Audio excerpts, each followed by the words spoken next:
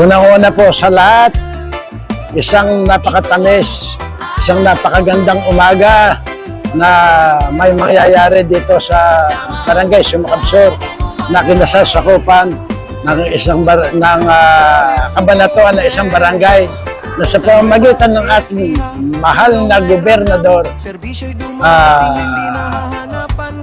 Gob Oye Umali, at ang kanyang may bahay, si Congresswoman na si Cherry Umali, at pangalawang gobernador ng ating lalawigan sa ang ating si Lemon Umali, at 10 ng kanyang mga kasama.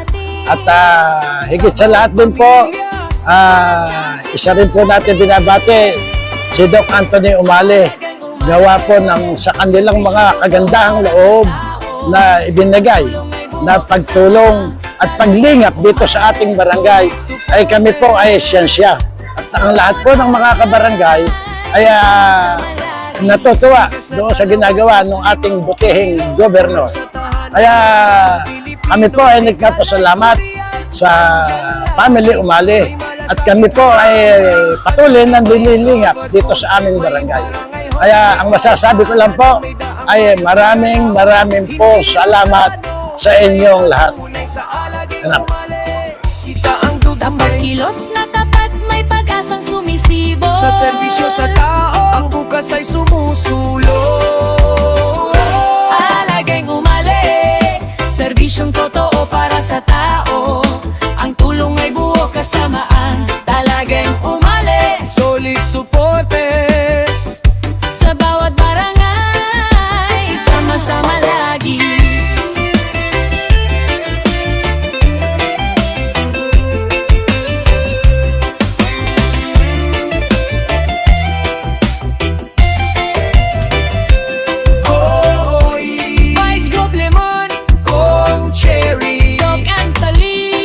Sa serbisyo, Kasama ang tao. alageng Umali, Alagay Umali, para sa probinsya. para sa probinsya. Serbisyo, para sa bawat pamilya.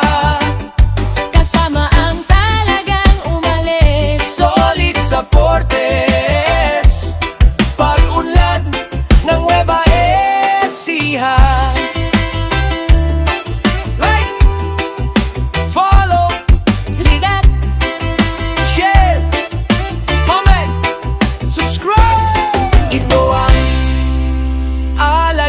Umali.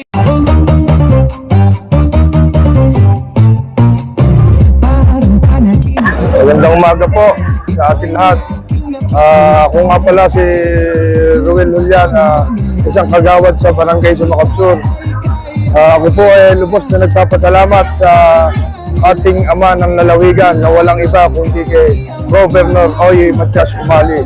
Siyempre po, hindi po mawawala si Ma'am Cherry Domingo Umali. At ang kasama na rin po niyang kapatid niya si Kuya Lemon, Vice Governor.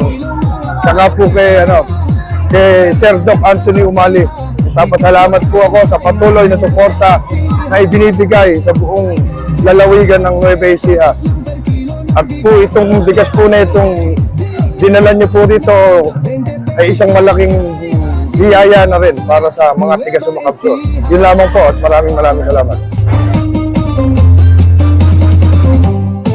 Ito ang programa na tiyak makakatulong.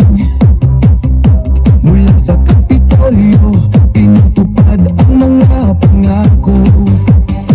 Umayon sa hirap ng buhay, siguradong may ginhawa. 20 pesos pero kilo ng bigas, tunay na tunay.